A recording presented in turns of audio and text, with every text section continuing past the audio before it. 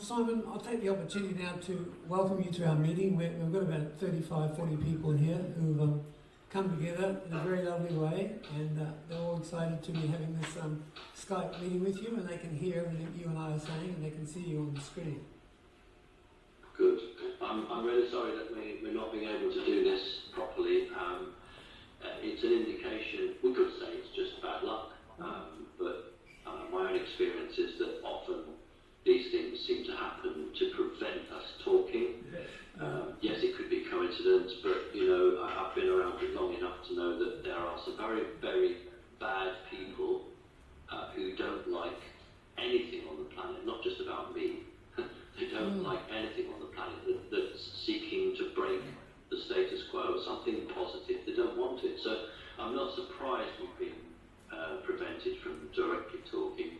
And I'm truly sorry that I'm not able to Skype you guys as it should be, but well done for not giving up. Well done for finding a way around it. Well. Yeah, it's working well actually, Simon. I mean, it's not perfect, but we can hear Good. you and they can hear me, so it's great. Good.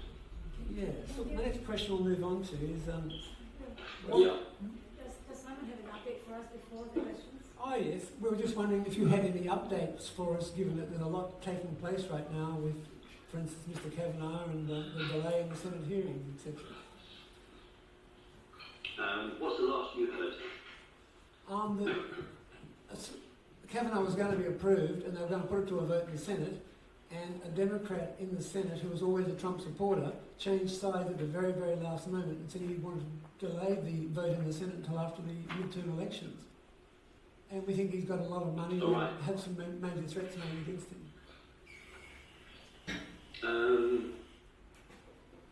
All right, what I've heard is not quite the same.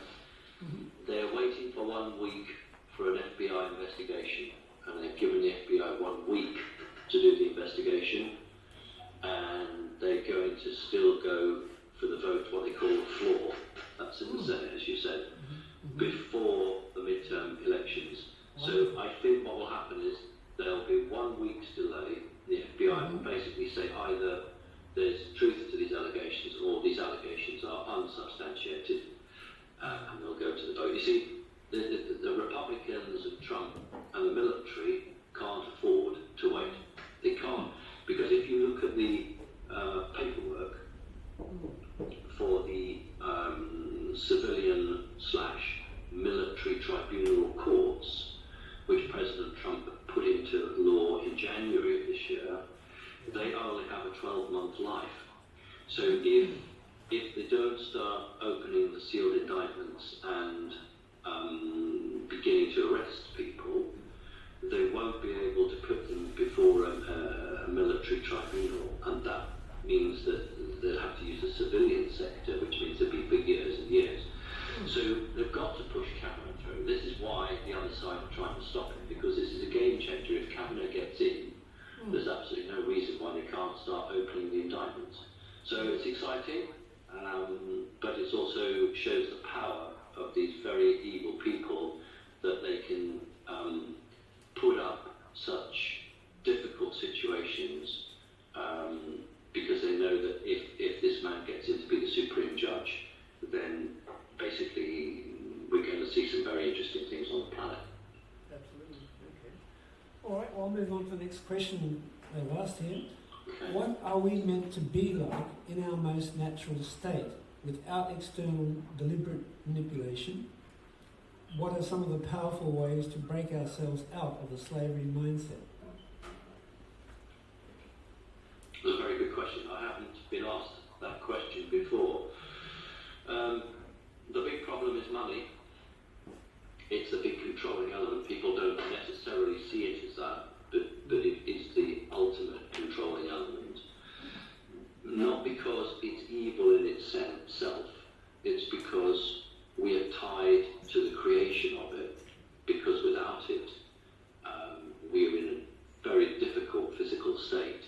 So your first concern actually is always to be able to have enough money to be able to survive, and that immediately puts you into a position of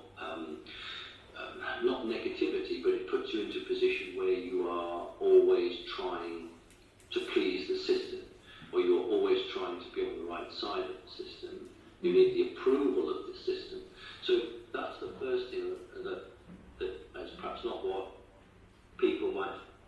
That's the first part of the question, though, is asking more about what is the human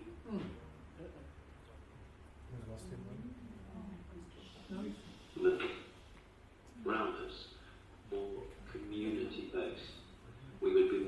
We'd have more time to care about other people and actually to care about ourselves.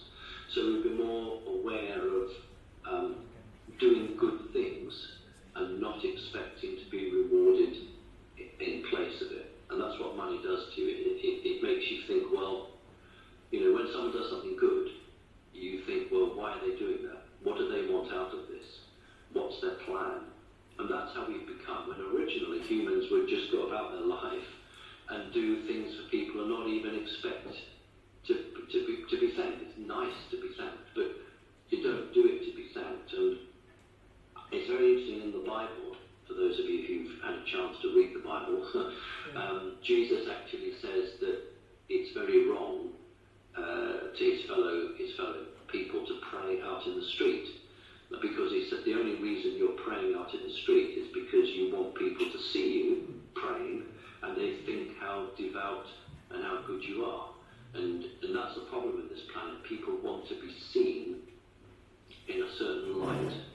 And if we can stop that and we can just get on with our lives, help people, look after ourselves, of course, but do it in a more loving way and a more open way, then we are not controlled by either the external pressures or people around us. It's people around us that put pressure on us. Ultimately, all humans should be capable of telepathy. But why would you want to be telepathic when you've all got a cell phone? If we took everybody's cell phone away today, I guess 10% of the population within 3 months would become telepathic. But with a cell phone, there's no drive to try to make you be telepathic. We should also be able to move objects, and that makes a horror film, but actually it's not a horror film. How much more convenient is it to be able to sit in your chair and then bring something over from the kitchen with your mind? That's what the CIA work on, it's what the old Russian KGB worked on, it's what British MI5 work on, and they have people in this world, in this reality, that can do that. And they obviously keep them very, very locked up and very secure. But that's what we should all be capable of. But you can't have a physical development unless you have a spiritual development. The two run hand in hand. It's a really good question. Thank you. It's all holistic. Yeah, that's great. Thanks. Okay, next question. Was humanity always destined to ascend to the fifth dimension, or were there particular events that have occurred which have brought our ascension to fifth dimension forward more rapidly or more slowly? That's another question I've never been asked before. And the answer is yes to the first part. We were always designed to do this. All planets do. It's a problem with the Bible that the system makes us think that it's just us. All planets evolve. If you have a 1 to 12 dimensional ladder, why would anybody want to stay on the third dimension? Everything would want to move up. If you're on the fifth or the sixth, because it's about striving, it's about seeking truth, it's about seeking enlightenment. And you're not truly enlightened on the fifth. You're more enlightened on the fifth than you are on the third, but you're not truly enlightened. So everything we learn in the spiritual teaching is about striving for that purity, striving for that point. So we were always destined to. Now the second part of the question, I'm not clear just how strong the negative force was projected to be. In other words, very few races have plain sailing. You make it from A to B without a problem. But I think there was some underestimate at the level of negative development in terms of trying to skew humanity, trying to control humans. So we are behind schedule. That's a fact. We're behind schedule, not a huge amount, but we are, because the negative forces are doing everything they can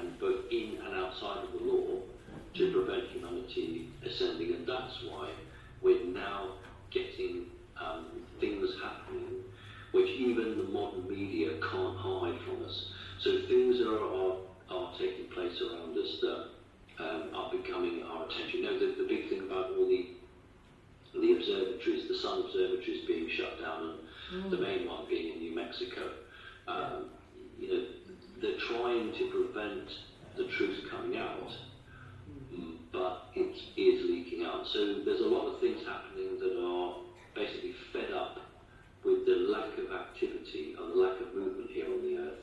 And so other things that are more beneficial are now becoming involved.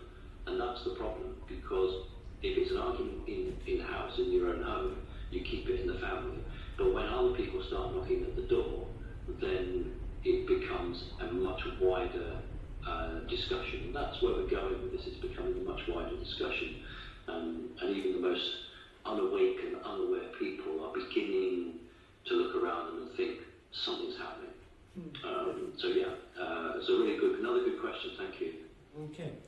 Right, so next question is, what efforts can each of us focus on to best prepare ourselves for the coming changes to our civilization? Right, well, people in Australia, New Zealand, Canada, all of these countries that are, and I say isolated, I don't mean that in a disrespectful way, but I mean very independent. From a physical point of view, the difficulties will be less. Think about Australia and how close it is to China. Think about the business connections between Asia and Australia. And that actually is a benefit because you're more insulated. But in terms of an individual development, people who are in connecting consciousness, who have joined the organisation because they're spiritual, it does actually, in a way, not make you a leader, but it means that you have to demonstrate to others in your daily life, whether that's at the local store, whether it's your family, whether it's your place of employment, whoever it is, grandchildren, doesn't matter, the way that we should behave. And we should always put the values that we have, because these are the values that we hope are coming to the planet in the next few years. So how do we prepare for it? First of all, you prepare yourself from a strength point of view, because you're going to see a lot of changes. You're going to you're going to see people very upset, people questioning, people saying, well, how did you know this was true? But we never even saw it. You're going to have to give some leadership, whether it's to your own family, your extended family, or to your friends. And it's not about, I told you so. It's about, right, okay, well, this is what perhaps we could do. This might be a good thing to do. So there will be a vacuum or a void when some of the systems that people have relied on come down. I don't mean the banking system, I mean their beliefs that the government was always there to help them, or such and such an organisation was a bona fide organisation that had a good reputation. And when these household names possibly become embroiled in some of the worst crimes on the planet, there'll be people wandering around, and that's when they're going to need focus and they're going to need some support. From your personal point of view, there's always a lag between the physical body and the energy body, and as we begin to transcend change, and you guys will already be feeling this, that the body can become very tired, it can become very heavy, as if you've climbed up a mountain and in the morning you feel absolutely exhausted and you don't know why that is. So it's about understanding that whilst the energy part of you can make the change relatively easily, the physical part of you is dragged behind, and you can't expect to do the sort of things you do now that you did 5 years ago. The other thing to look out for is time. I don't care what anybody tells me, time is changing on this planet. If I took any one of you guys and gave you 5 tasks to do, and you did that 5 years ago, you would achieve it quicker than you're achieving now. In other words, we are trying to do the same amount of work in less time. And that's why, anecdotally across the planet, people are incredibly frustrated at the moment. They don't understand what's happening. You don't have to go to work. You could be at home. But you're thinking, where's the day gone? Where's all the time gone? I haven't achieved anything. And if you look back over 5-10 years, you actually were achieving more than you are now. And that's because the reality of our time is reducing, the physical time is reducing. Although we're speeding up, the amount of time is less to us. So there are a lot of people on the planet who are in a confused state at the moment. They actually need a bit of focus. So you guys actually need to be able to demonstrate a much more balanced way of approach to life than some of these people that are very excitable. So it's a really good question. Thank you for thinking about these questions. They're very good. Great. All right, well, the next question, that leads on to the next one because it's on a similar topic. What are the real agendas of prominent humanitarian relief organisations such as the Red Cross, Oxfam, CARE, etc.? To what extent are they controlled by the cabal Illuminati? A number of years ago, a friend of mine entered a competition. It was UNICEF, and UNICEF were offering a large amount of money to anybody who could come up with a device that was able to pump water from wells deep down so that people in Africa could benefit from fresh drinking water. And this chap I worked with came up with a reasonably credible idea. When it was presented, UNICEF immediately withdrew the offer. What I would say to you is that when a charity sets itself up, it sets itself up as an empire. It wants to survive. It has a chief executive, an assistant chief executive, it has directors, it has senior managers, it has administrators, it has a caretaker, a janitor, it has someone that does the photocopying, someone who answers the telephone. It is an organisation. And let us, because I don't want to talk about those names individually, but let's just talk about a hypothetical organisation. We're going to call it the Cure for the Common Cold. So we're just going to call it the Cure for the Common Cold. I want you to imagine I've set up that organisation. Well, if somebody gets a cure for the common cold, what do all those people do now? What job do they do? It's not in their interests to find a cure for the common cold. What it's in their interest is to rattle tin under your nose and say, please put some cents in here, put $1 in here, because we're trying to find a cure for the common cold. And as long as I can remember, there have been these organisations who've been looking for the answer to this, that and the other. Homelessness. Every time I put the bloody computer on, I see a picture of a starving child in Africa. This is emotional blackmail. It's not that I don't want to help people in Africa, of course we do, but I object to a faceless bureaucratic organisation forcing photographs on me, trying to get money out of me, and I've got no idea if I give that money, whether it goes to that starving child whose photograph keeps finding its way onto my computer, or whether it pays the chief executive to have a new motor car, or to fly from Sydney to Adelaide, or to do whatever.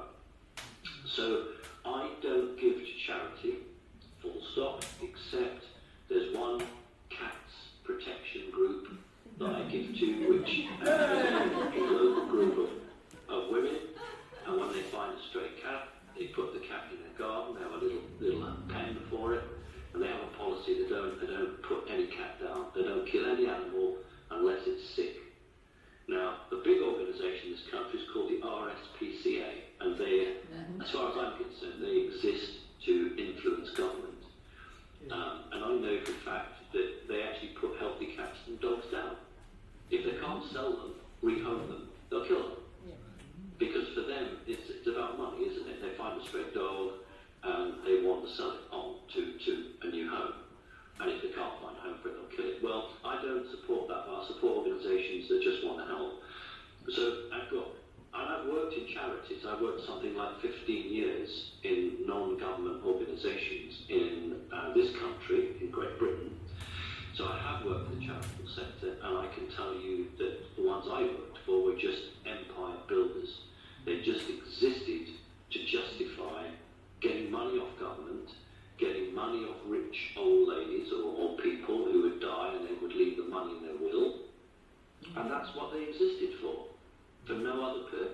you'd actually look at the work and think you actually care about the work.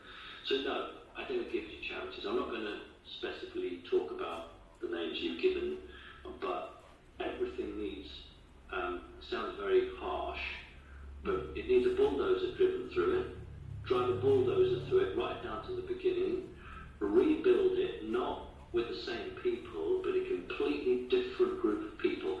In Iceland, it's not reported, of course it's not reported, but after the crash in 2008, the people of Iceland actually stormed their parliament building, physically grabbed every member of parliament and literally threw them out on the street in Iceland. The government was collapsed. They created a new Bill of Rights on Facebook that actually got people to writing on Facebook to say what the laws should be. So what happened in Iceland happened because it's a tight community. Everybody knew everybody, very strong morals, very strong, and they realised they'd been robbed and cheated by a group of bureaucrats, and they just got shot at them. Well, no wonder it wasn't reported, because they don't want that in America, they don't want it in Australia, they don't want it in Britain, because the lies keep the people down. It didn't work in Australia. Even Mr. Rothschild hasn't got a bank back in Iceland. They're still refusing to have a bank in there, and the Icelanders created their own email and Skype accounts to prevent the elite trying to hack into them. That's how much they learned. When they took the system down, they actually learned the control system. So we have to be very careful not to say that all organisations are bad. My argument is that most organisations are bad, but within those organisations are some very good people who are trapped and just don't know how to get out of it. And I think we have to start again by asking people like you and saying, how do we rebuild our world? How do we rebuild the values? Thank you for that question. Thank you. Very thorough answer. Simon, what's the purpose of the push for mandatory vaccinations in Australia? Things like retroviruses, nanotech, and RFID chips being involved in those vaccinations. It's not just your country, although unfortunately for some reason I don't understand, Australia is embracing these changes much more forcefully than say here in Great Britain. In America now there are some places where you can't take your kids to kindergarten unless they've been vaccinated. Norway has started a mandatory vaccination program on children. On one hand, medical professionals see it as the right way because they think that parents can't make a choice. They think that parents don't know and are ignorant and are stupid, and therefore we can't afford to let parents make the choice. We'll make the choice for them. That's actually a communist state. That's what happened in Russia. And that's nothing to do with freedom at all. The difficulty is that there are elements that want to put something into vaccinations which give them control over people. Here in my country, every Christmas, there's a huge drive for mandatory flu injections. They can't force them on people, it's all voluntary. And what they do is they make it free. So these flu injections are free, but each doctor who gives a flu injection in my country gets £5. What's that? $7 or something? $8 for each injection. So how does this work then? So the company that's making the injection gives it to you for free. They don't make any money out of you, and then they're giving the doctor the equivalent of $8. So they're losing money. Why would a company lose money? This is the question that people aren't asking, and so they want people to have these injections. And I think that in many cases, not in all cases, but in many cases, if we were to look at the contents of these injections, we'd be horrified. Let us just go back to President Trump. One of the reasons that President Trump allowed himself to be put into the position for president was that one of his children had a very bad reaction when they were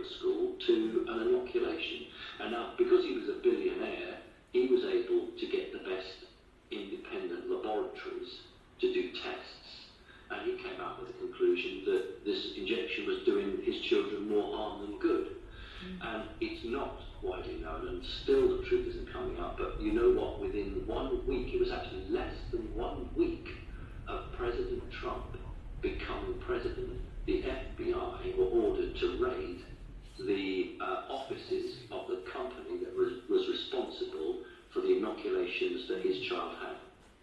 So he's very aware of what's going on, but at the moment, nobody's got the guts to go to the general public and say, this is what's happening, because they really are frightened of being found, hanging off a railroad line or something like that. So things are changing, but yes, I hope that answers your question. Yep, very good, thank you. What are the potential events in Australia in this current timeline that we should be preparing for? Yes, it's a good point. The safest place is New Zealand, believe it or not. That's where all the rich and famous are disappearing to. You know yourself that, like your country, it's quite difficult to get a visa for New Zealand or Australia if you're not a national. But the New Zealand government, because it's all about the money, isn't it? So if you've got in excess of $2 million, you can fast track a New Zealand citizenship. And large numbers of Hollywood stars have been obtaining New Zealand statehood purely because they've got a huge bank account. And the deal is they move their bank account to New Zealand, and the New Zealand government then gives them a visa, which would normally take about between 6 months and 18 months to ratify. They're getting it done in about 6 weeks. So why are people going to New Zealand? They're going to New Zealand because they believe it will be the least affected by any upheavals that are coming. They're not going because Lord of the Rings was filmed there. It's not because it's got mountains. It's purely because it's least going to be affected. Now, Her Majesty the Queen of Great Britain and the Commonwealth has a fallback plan to move to your place. It's always amazing that Her Majesty, through her family and kings beforehand, used to send criminals to Australia. Now you might get the biggest criminal in the world.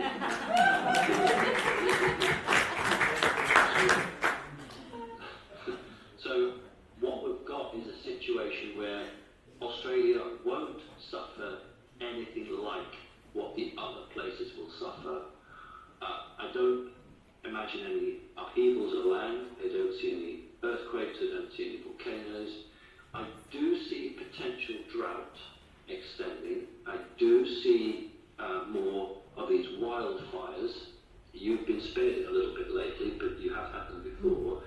And I expect some political upheaval, but I do not expect the problems that we might see in other countries. So Australia is going to be relatively protected. The Queen wouldn't be making plans as part of a fallout position to come to Australia if it was going to disappear under the ocean. So I think you guys are probably going to be quite well protected. So does that make you more interested in coming to Australia? My best friend is in a place called Alfred Cove, down by the sea, and it is a place. It's actually on the list. I'd love to see it simply because I actually think that Australian people, if you get into their heart, they're wonderful. I think Australian people, through the evil that the British government did, and I've always been quite open about that, made Australian people quite defensive and made Australian people have to be very tough, physically and also emotionally. But the trouble with that is sometimes that can make you less caring or less aware. And as Australia becomes more businesslike, more sucked into the economy of Asia and marketing to sell things to China and to let China come and run businesses, there is a danger that Australia will become just like America. And that's a joke, it has been for 25 years, but there's a real problem here that Australia could become so corporate that there's a split between the ordinary people. I don't mean the indigenous people, I mean ordinary settlers in there, and the small group who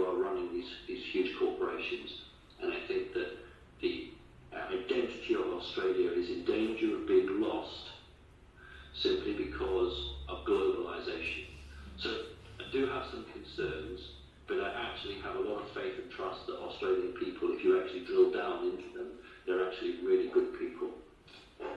I agree, Simon. I think that's why Connecting Consciousness Australia has an important role to play wherever we can. Yes, I agree. Okay. Next question. What is the future of chemtrails and Project Bluebeam technology? Do we have any information on what the Cabal Illuminati are planning with it? They don't have a plan other than just keep on doing what they're doing. The Bluebeam, they can't do anything while President Trump is president without really causing a war. Had you not had Trump sitting in the White House, we would have had Bluebeam probably doing something with Iran, possibly putting pressure on a European government. Do you remember some 4 or 5 years ago, I think it was, there was a shooting, it was a parliament building, Canada had some problems, you had some problems, and India had some problems. And a lot of issues are placed around parliament buildings to send a message to a government. But at the moment, Bluebeam can't be used because Trump won't have it. He won't countenance that. You couldn't do a 9/11 now with Trump without creating a third world war. That's the reality of it. So Bluebeam's not on the table at the moment. What is on the table? We've just been hit really badly with chemtrails this last few days here in Britain. It's a whole range of stuff going into these things. And the issue is, of course, that if you're poisoning your population, it only works if you have the antidote for your friends. And that's the point here, that the vast majority of people are subject to all of this horrible stuff that's going on in chemtrailing, but the elite are getting their daily dose of, whatever it is. So the plan is just to keep this on, simply because they've missed all of their targets. They were supposed to have wiped out 3/4 of us by now, and that hasn't worked. So then they run back to the United Nations and they said, well, Agenda 21 didn't work, so we'll have another plan. And continually they're being thwarted. Think about the Japanese terrible disaster, the nuclear disaster there. I think the people behind that expected that to have had a much bigger effect. So there's something looking after humanity, there's something good being there for us, but that doesn't mean that we just sit back and say, let Big Brother look after us. We do really need to actually do something, and Connecting Consciousness is the beginnings of us doing something about it. Okay. Yeah. All right. Thank you. Apparently, we have 15 seconds to focus on the Milky Way or source when we die, in order to avoid being recycled. What can you tell us about that? I think it's less than 15 seconds. 5. Thanks. 5.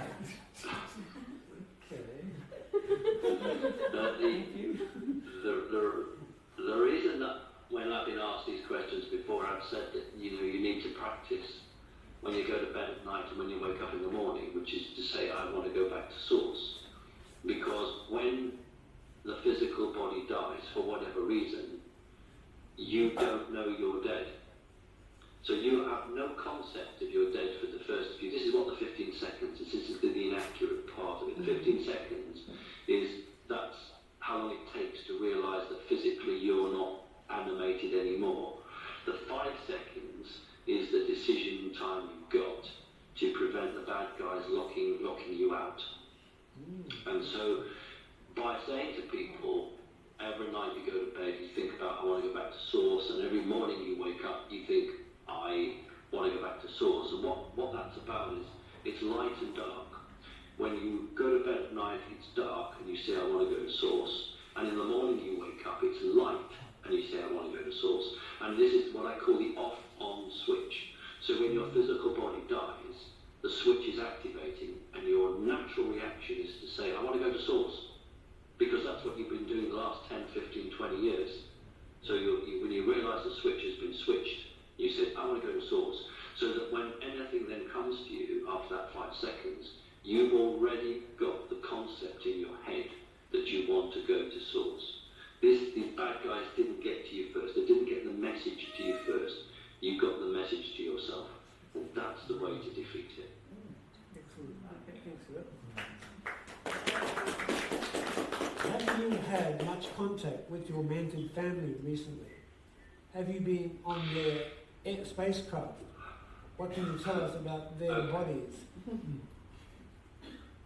I don't talk about it a lot on the radio shows, simply because I learned from David Icke. When David Icke was talking about corrupt governments, then everybody liked it. And as soon as he said the Queen was an alien, apart from Australian people, everyone else was like, oh, we can't believe in that. The Queen is not an alien, the Queen is a wonderful person. And so what David Icke was lost about half of his audience. So the reason I don't push it is because at the moment, most people can accept their government's corrupt. Most people can accept that there are organised child trafficking groups everywhere.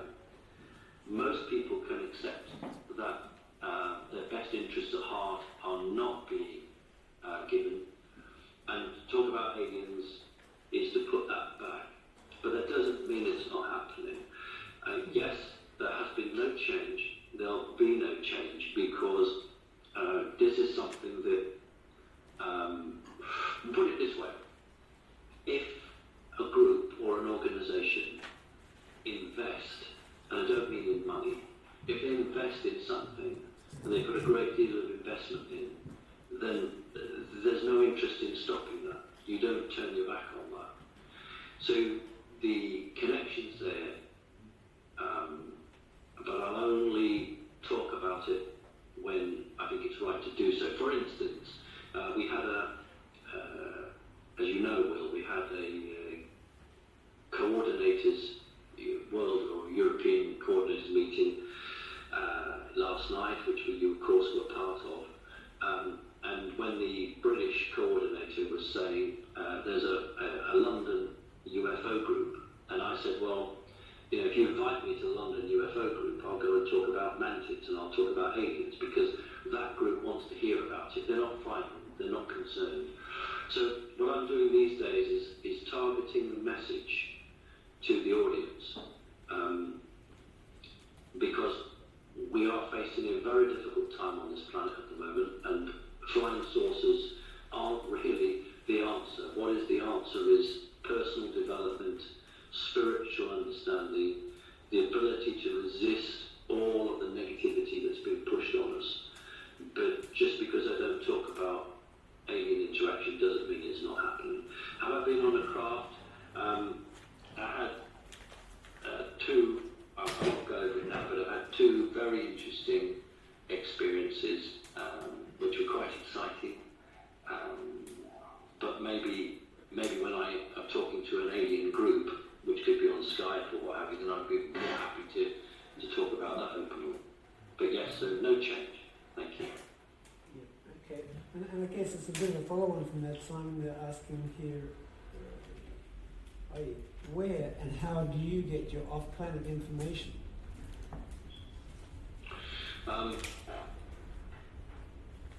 Can I just have a show of hands? How many of you have ever been or passed by Pine Gap? Yeah.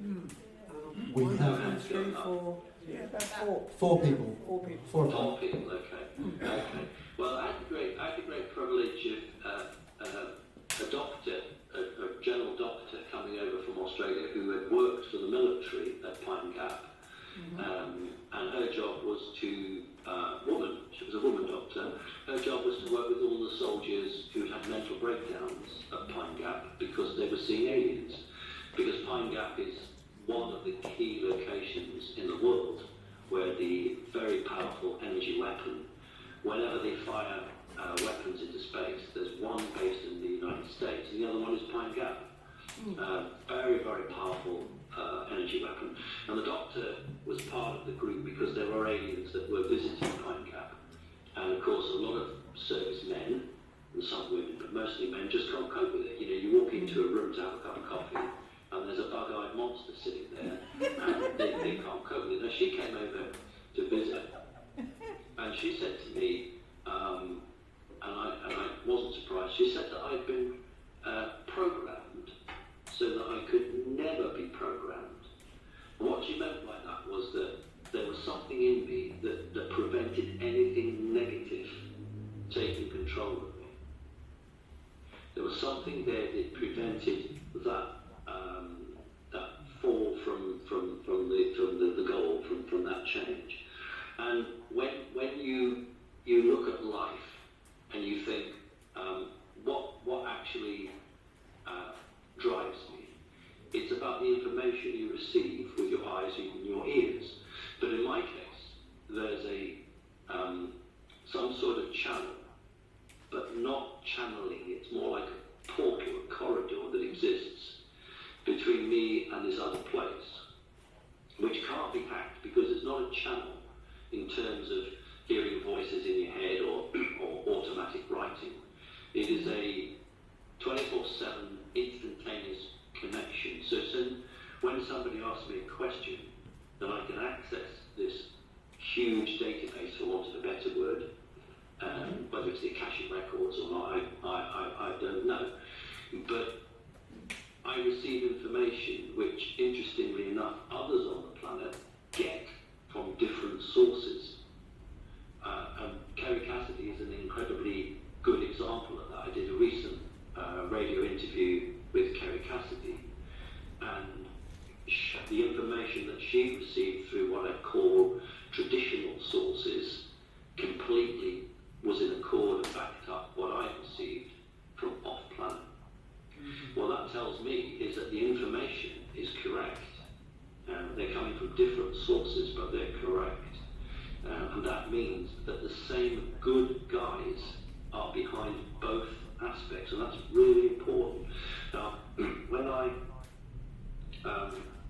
went public, and I got invited to the radar station, that was somebody very high up trying to say, we're recognising what you're doing. And about 5 years ago, about 6:30 in the morning, which is very early for British people. British people don't like getting up early, we're very lazy here. About 6:30 in the morning, I was walking along the beach, half a mile of beach, what's that, a couple of kilometres for you guys, walking along the beach. And, I have no idea about kilometres and millimetres. Anyway, it was about a couple of miles, and there were about 6 of us on the beach at 6 o'clock in the morning, and everyone was walking a dog except me, and I was going down to a little beach house to prepare for someone's party. And then the aerobatic display team called the Red Arrows literally just flew about 250 feet over the beach and released the smoke. And someone saw this and wrote to the newspapers, and the newspapers wrote to the Royal Air Force. So what was going on at 6 o'clock in the morning? There's nobody about. Why are you flying 7 aircraft and doing the red, white and blue smoke over the beach? And the reply came back, they were on their way to a display and they thought they would just drop the smoke over the beach, which is just not on, because that doesn't happen. And what I've had in my lifetime is what we call showing the colours. In Great Britain, the flag is called the colours, and in fact, that's the military is called the colours. And a number of other people who've done some very interesting things helping humanity. A good friend of mine had a helicopter fly around his house with a long steel cable hanging from it and a weight at the bottom, and then the Union flag on it, and it just flew around his house. It's called showing the colours. So in every organisation there are good people and there are bad people, and sometimes the good people are in charge and sometimes the bad people are in charge. And what I've learned is this pendulum swing is I want to push when we've got a good bit of movement, and I want to hunker down when we're on the receiving end. And that's the situation at the moment. So, it's about trying to connect with those people who want to help us and keep away from those that don't. Great. All right, thanks for that. What are your views on scalar energy and how it plays out on Earth? Is it linked to our ascension to the 5th dimension? One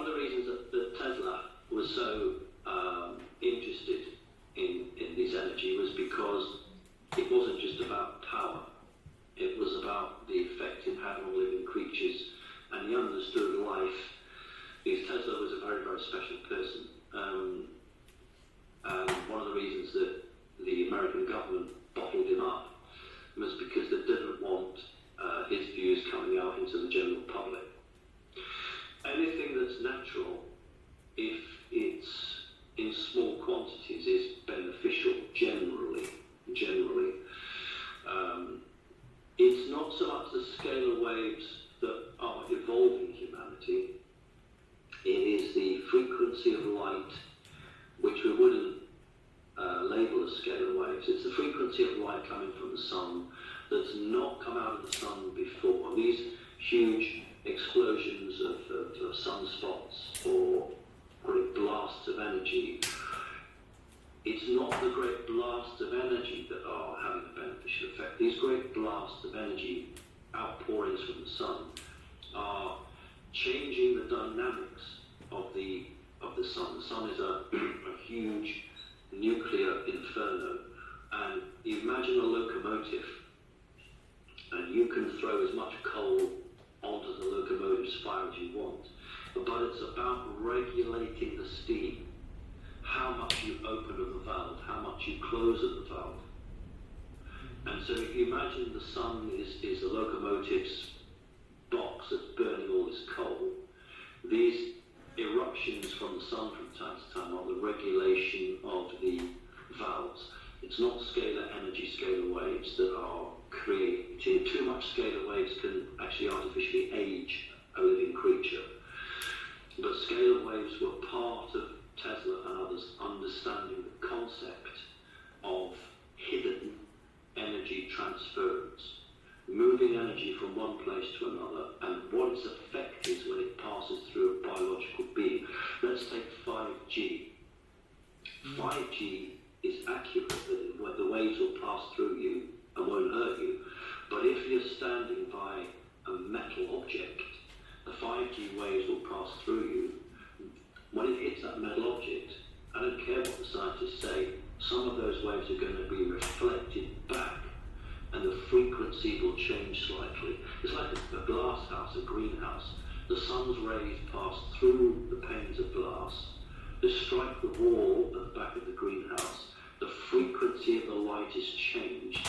It's reflected back from the wall to the glass, but this time, because its frequency has changed, it can't pass out of the glass window back outside, and it's bounced back in.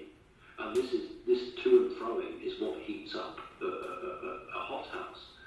Now, my view is 5G could possibly superheat us, and so there are lots of waves which are beneficial in small amounts, but when artificially altered, very dangerous. I hope that helps to answer your question. It does, Simon. I get the feeling that there's more people out there who are concerned about 5G than what they would like to be speaking about it. Do you feel there's more people commenting negatively about 5G? There are a number of people who are concerned about 5G. The problem is that at the moment on this planet still, people think, it's just me. What can I do about this? I'm on my own. No one will listen to me.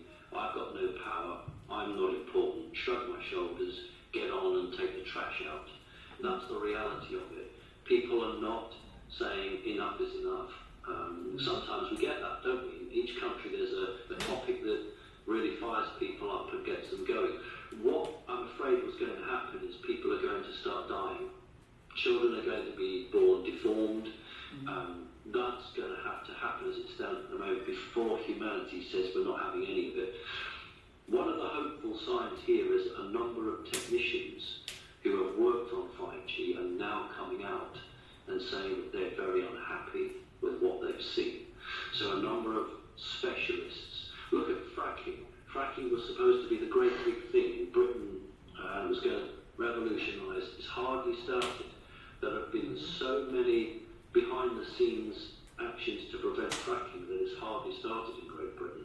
I'm hoping the same will happen in 5G, that some countries are going to embrace it and other countries are going to flatly refuse to have it. And we'll see what takes place. Okay.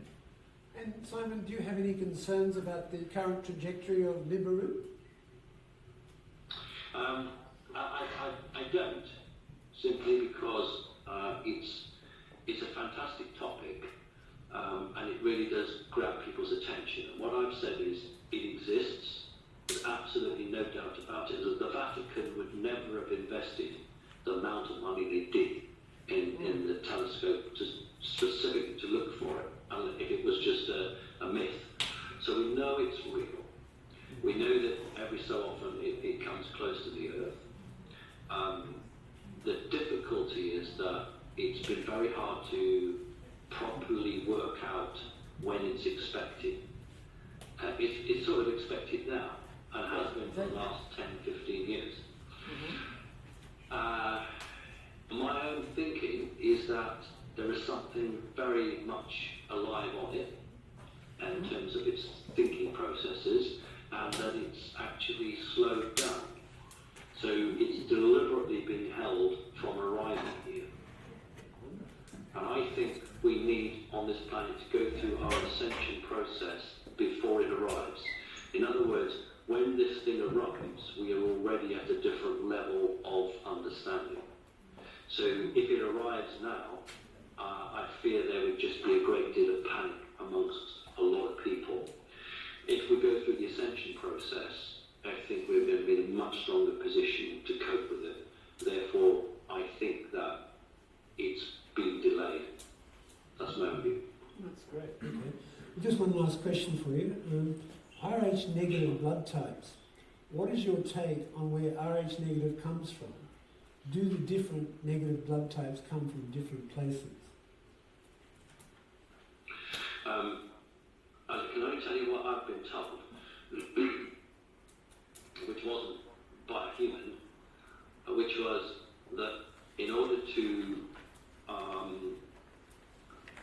tell you what I was told, but it's not quite accurate. But what I was told was in order for us to identify those of you who have been on the planet a long time and have been associated with us, you have a different blood group. The rhesus negative is literally the monkey blood. It's rhesus negative, and you'd think that would make you much more human. In actual fact, it's the only blood group that they can actually identify as separate from the development of all the other blood groups. So there's a more modern blood group of humanity, and then there's an older blood group. But the rhesus negative appears to come from rhesus monkeys, which would appear to say that someone's had people on a dissecting table and has grown vast cultures of this blood to put into humans and do all the alterations to make it compatible. That's what I was told. What I since understand is that when you take a soul of a person that's had a particularly interesting life on this planet, it will go into a physical body containing rhesus negative blood, or one of the negatives, and then they'll try and find a matching man or woman to create a child, and that man or woman should have a positive. So they take a negative parent and a positive parent to create a child, and their interest is in the child. So there's a lot of manipulation going on. So just as green eyes, only 1.8% of the entire world's population have green eyes. I'm not sure the percentage of rhesus negative, but it's to be looked on in the same vein. In other words, it doesn't matter how you dress, it doesn't matter what your accent is, it doesn't matter how much money you have. If you have green eyes or you have negative blood, then somebody somewhere presses a button because that person is of interest to them. And that's how it works. Well, there you go. A lot of good information. Thank you, Simon. From Australia, I think we've got a late night here. It's about getting on to 9 o'clock in the evening. And so thank you very much for your time. It was very enjoyable to hear this information. And we look forward to talking to you again sometime. Yeah, well, I just want to thank you all for being there. This is very, very good of you. Thank you for